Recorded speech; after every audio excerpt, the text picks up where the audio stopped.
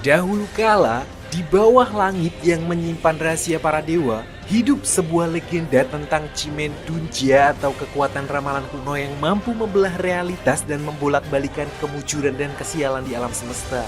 Di mana kekuatan besar tersebut alih-alih berada di tangan seorang pahlawan besar, melainkan justru terkunci di dalam diri seorang manusia polos yang bahkan tidak menyadari bahwa dia memiliki kekuatan semesta. So, seperti apa overpowernya orang ini? Tanpa berlama-lama lagi, kita langsung aja jump ke ceritanya.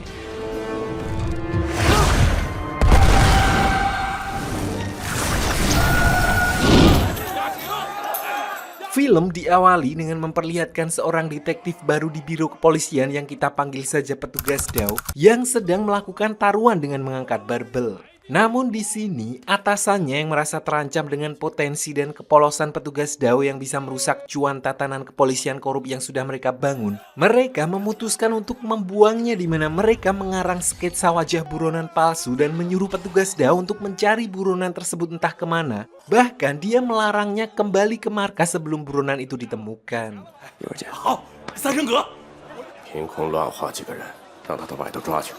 Keesokan harinya, petugas Dao yang tidak menaruh curiga sedikit pun dengan perintah itu mulai mencari para buronan berbekal sketsa wajah yang dia bawa dari markas di sebuah pasar tradisional. Kejadian itu pun sempat menarik perhatian seorang pedagang tahu yang mempertanyakan sketsa wajah yang dibawa oleh petugas Dao karena bentukannya aneh-aneh. Saat itulah dia secara tidak sengaja melihat seseorang yang memiliki wajah persis dengan sketsa yang dia bawa. Tanpa pikir panjang, petugas Dao pun langsung mengejarnya.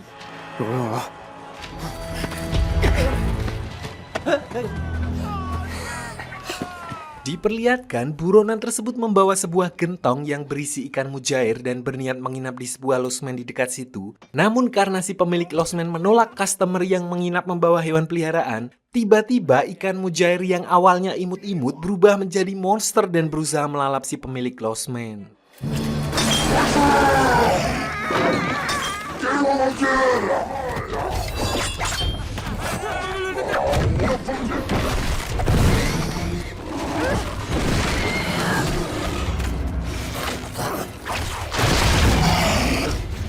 Berbeda dengan ikan normal pada umumnya, ikan mujair itu justru melompat-lompat di atas genteng seolah melawan hukum alam. Tidak cukup sampai di situ, petugas Dao yang masih mengejar ikan tersebut secara tidak sengaja bertemu kembali dengan si pedagang tahu yang ternyata merupakan wanita yang menyamar. Dimana ternyata dia bukanlah orang sembarangan, melainkan anggota klan Wuyin dengan kode nama Capung Besi yang sedang bertugas memata-matai pergerakan para siluman.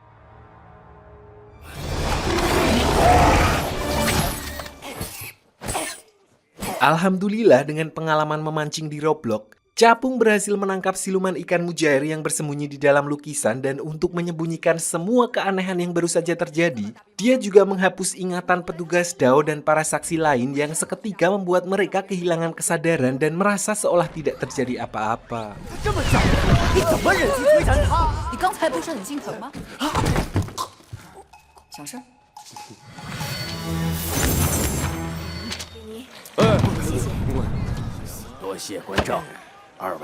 Sedikit informasi, klan Wuyin adalah salah satu dari beberapa kelompok yang mempelajari yin yang semesta di mana mereka mendedikasikan hidup mereka untuk melindungi umat manusia tanpa jejak. Oleh karena itu, mereka pun menyamar dan menyembunyikan diri mereka sekaligus agar tidak diketahui oleh pihak musuh.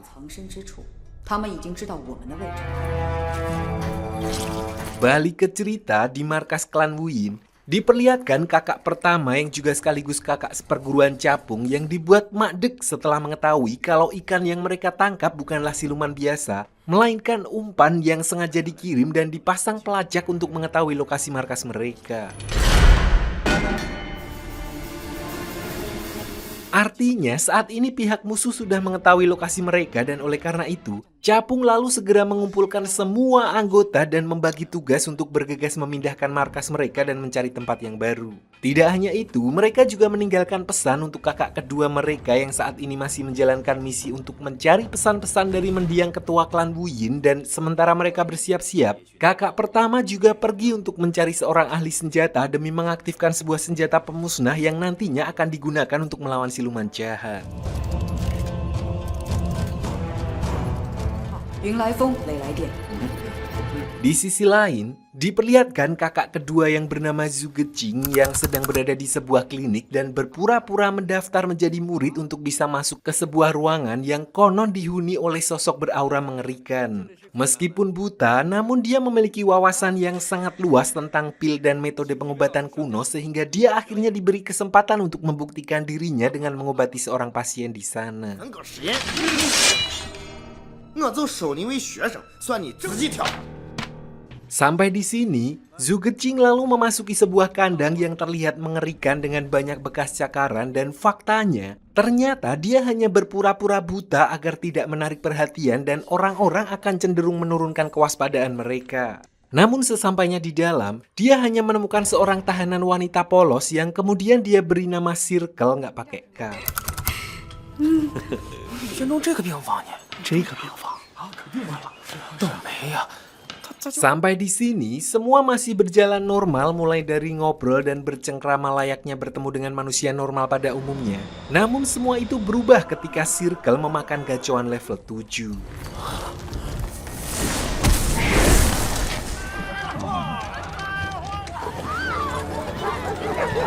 Tidak jauh dari tempat tersebut, diperlihatkan orang-orang yang mendadak panik setelah tiba-tiba banyak sekali cacing yang keluar dari dalam tanah disusul kemunculan monster siluman yang gendring OTW entah kemana. Bahkan tidak berselang lama, terjadi gempa besar yang membuat desa itu hancur saat itu juga.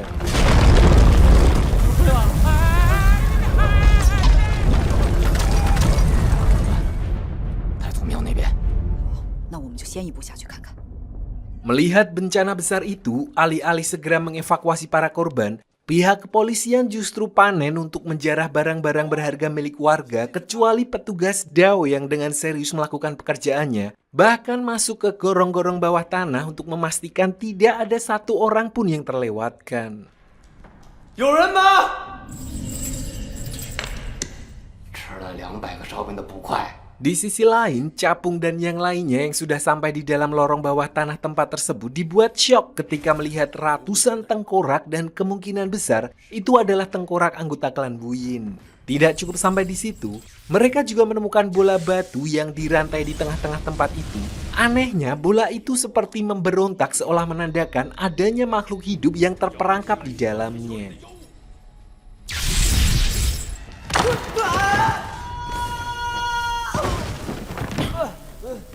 Saat itulah petugas Dao yang dari awal memantau mereka dari atas justru gogrok dan membuat keberadaannya ketahuan. Dan pada waktu yang bersamaan muncullah sosok monster siluman yang bernama Raja Merah, di mana dia menggunakan kekuatannya untuk melepas segel yang selama ini menyegel makhluk misterius di dalam bola batu tersebut.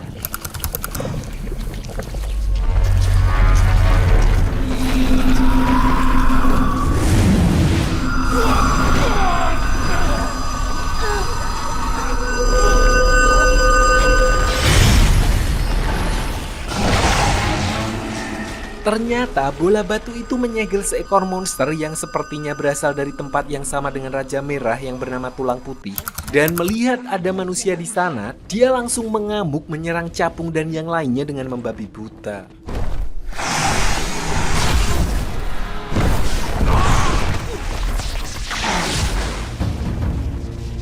Sampai saat dalam kondisi terdesak, petugas Dao yang memiliki jiwa pahlawan dengan polosnya nekat menyelamatkan Capung meskipun hal itu harus membuatnya kehilangan kaki dan lengannya dianu oleh siluman tersebut.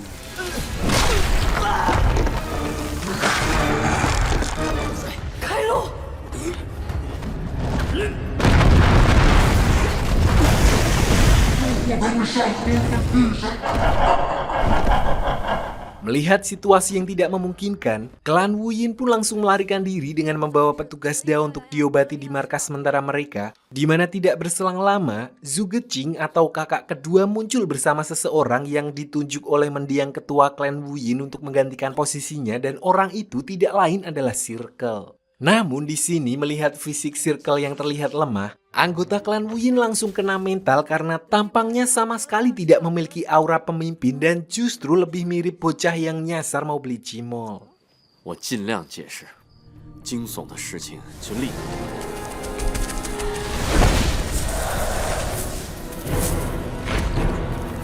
Meskipun begitu, Zhuge Jing meyakinkan mereka kalau Circle memiliki kekuatan rahasia dan ditambah lagi adanya tanda lingkaran di tangannya sebagai bukti kalau dia merupakan penerus ketua klan Wu Yin yang telah ditunjuk. Walaupun secara visual dia lebih kelihatan akan menjadi beban. 他就是我家人，好好抱。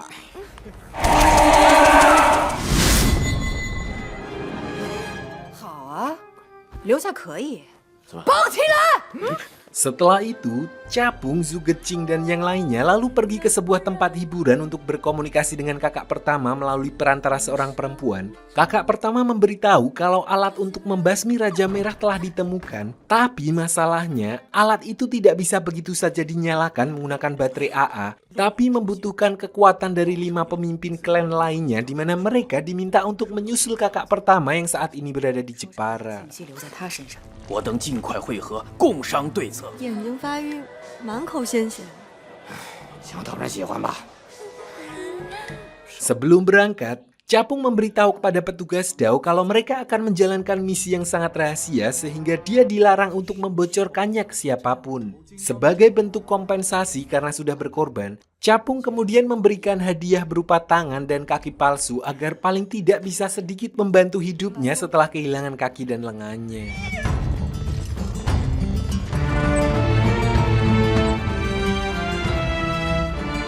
Sementara itu di sisi lain, lebih tepatnya di Gua Gerbang Naga, diperlihatkan 5 pemimpin klan yang telah berkumpul bersama Peramal Agung.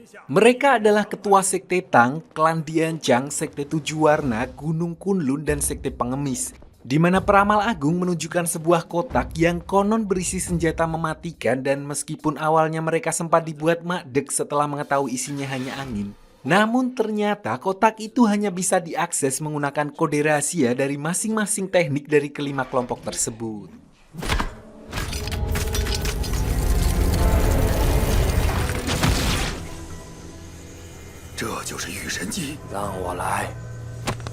Sampai di sini, mereka semua kerja bakti untuk mengaktifkan senjata pemusnah itu.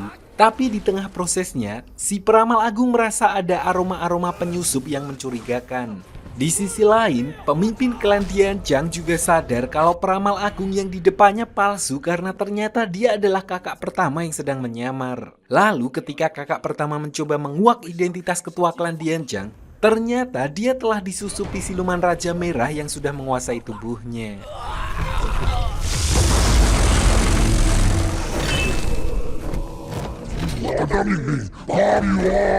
Tapi tidak hanya ketua klan Dianjang saja, ternyata siluman tulang putih juga telah menguasai tubuh keempat pemimpin klan lainnya. Untungnya kakak pertama masih bisa meloloskan diri meskipun dia harus kehilangan alat pemusnah yang akan digunakan untuk melawan kedua siluman musuhnya.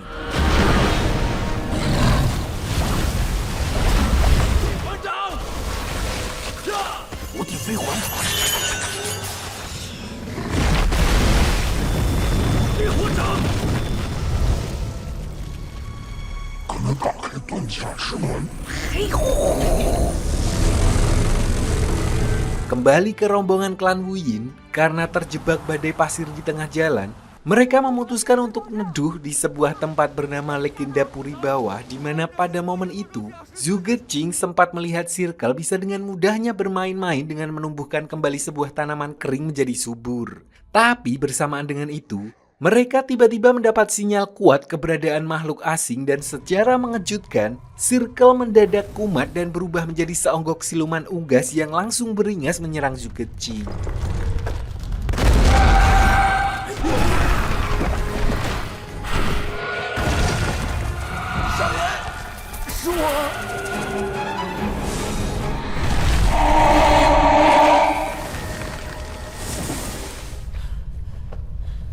Singkat cerita, sesampainya mereka di tempat yang dituju untuk COD dengan kakak pertama, mereka mampir di sebuah penginapan untuk sejenak meluruskan pinggang. Dan di momen ini, petugas DAO sempat curhat kepada Circle tentang hidupnya yang merasa sudah tidak berguna lagi karena tangan dan kakinya yang sudah cacat. Tapi secara ajaib, ketika Circle memegang tangannya, tiba-tiba tangan dan kaki petugas DAO kembali beregenerasi, di mana fenomena ini sama seperti ketika Circle mampu menumbuhkan bunga yang sudah layu, membuktikan kalau bocah satu ini memang benar-benar memiliki kekuatan di luar nalar.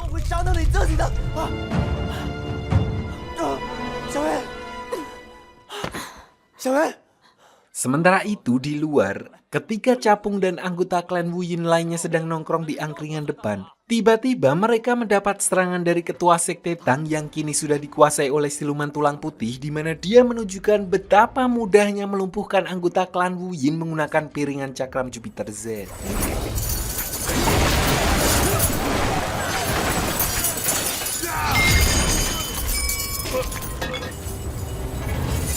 Tidak menyerah begitu saja, Capung mengerahkan semua kemampuannya untuk menyelamatkan anggota lain dan nekat duel by one melawan ketua sekte Tang. Namun sayangnya, dia justru harus terkena racun ketua sekte Tang yang membuat tangan kirinya lumpuh.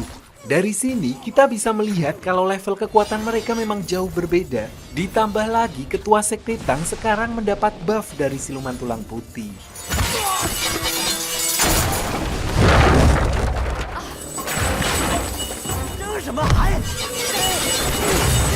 Sampai di sini, Capung dibuat shock saat melihat kaki dan tangan petugas DAO kembali normal seperti habis operasi. Tidak hanya itu, petugas DAO sekarang juga mendadak memiliki kekuatan luar biasa dan bisa menahan serangan ketua sekte Tang, di mana hal itu jelas membuatnya kikuk dan kebingungan karena dia sama sekali tidak paham seolah tubuhnya bisa berubah menjadi mode dewa.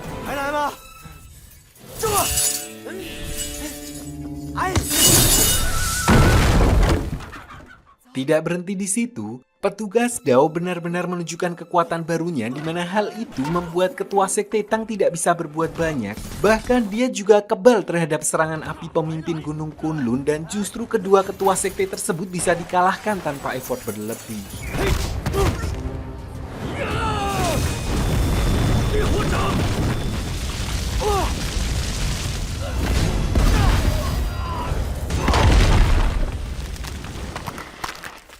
Sementara itu, Capung, Zugecing, dan Circle yang diselamatkan oleh kakak pertama, dia menjelaskan kalau ternyata Circle bukanlah pemimpin baru mereka, melainkan senjata pemusnah milik Raja Merah dan Tulang Putih untuk memusnahkan umat manusia. Artinya, mau tidak mau di sini mereka terpaksa harus menghabisi Circle. Namun anehnya, kakak pertama sama sekali tidak mengenal bahasa isyarat klan Wuyin, di mana hal itu adalah sesuatu yang mustahil. Dari situ, Capung dan Zugecing akhirnya menyadari kalau sosok yang di hadapan mereka bukanlah kakak pertama yang asli.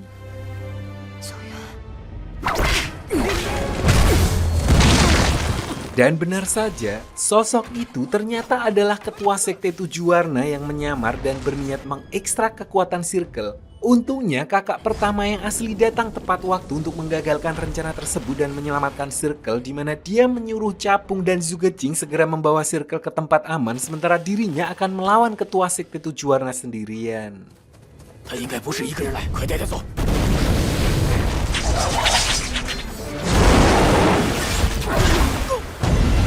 Namun, situasi berubah semakin genting ketika kakak pertama mulai kewalahan menahan serangan pemimpin sekte pengemis yang tiba-tiba datang melancarkan jurus air miliknya dan memanfaatkan orang-orang yang sudah terluka. Bahkan, dia juga menyerang ketua sekte Tujuh Warna demi menguasai kekuatan Circle untuknya sendiri.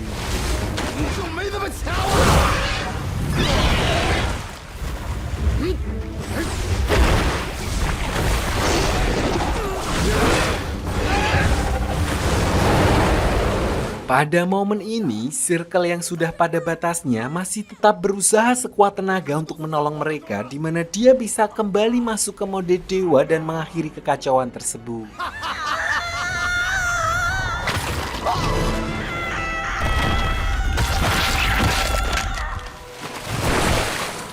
Tidak hanya itu, Circle bahkan juga mengobati mereka bertiga persis seperti apa yang dia lakukan kepada petugas DAO, meskipun dia sadar betul bahwa keputusan itu harus mengorbankan dirinya sendiri.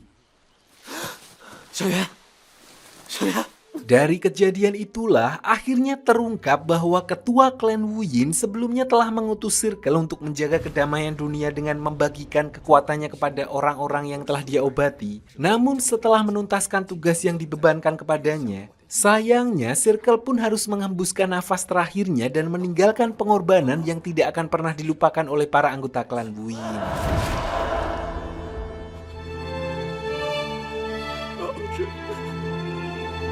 Setelah selesai memakamkan Circle, petugas Dao yang sekarang sudah resmi mewarisi kekuatan dewa akhirnya diangkat jadi anggota tetap klan Wu Yin dan seperti anak baru pada umumnya, tidak afdol rasanya kalau tidak ada sambutan hangat. Sebagai simbol diterimanya dia di keluarga besar klan Wu Yin, petugas Dao harus rela menjalani tradisi ospek dari anggota klan lainnya satu persatu.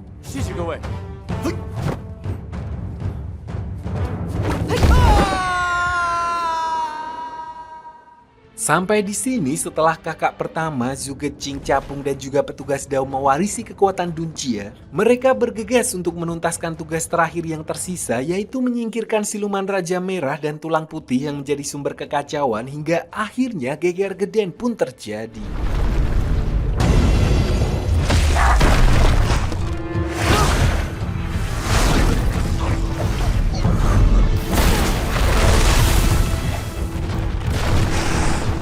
Lalu ketika siluman Raja Merah menggunakan senjata pemusnah yang telah diaktifkan, kejadian tidak terduga pun terjadi di mana dari dalam kubur, Circle kembali bangkit dalam bentuk Phoenix biru, menggocek serangan dari senjata pemusnah dan memicu ledakan besar hingga akhirnya mengalahkan Raja Merah dan Tulang Putih.